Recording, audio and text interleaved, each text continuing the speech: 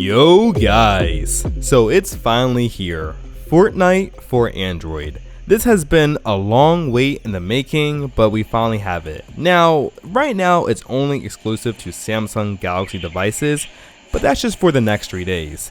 Afterwards, you'll be able to download this on any Android device, or at least any device that's compatible and that Fortnite has within their compatibility list, and I'll link that in the description below.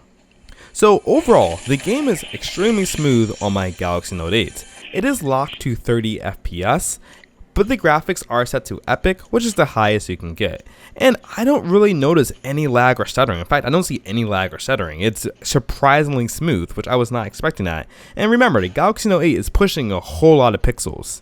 Now, if you recall, Epic did do something that was a little controversial.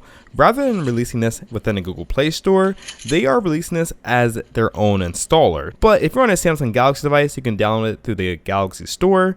But any other Android device, you have to go and check unknown sources to be able to install this. And Epic did this because they did not want to pay the 30% fee for in-app purchases for the Google Play Store. So they decided, you know what, we're going to do it on our own. And they can do that with Android because Android is a very open platform. But with iOS, they're kind of locked into the iOS App Store. So in any case, definitely give this a try right now if you have a Samsung Galaxy device. It's very well worth it. And if you have any other Android device, within a couple of days, you'll be able to download this, install it, and have fun with it.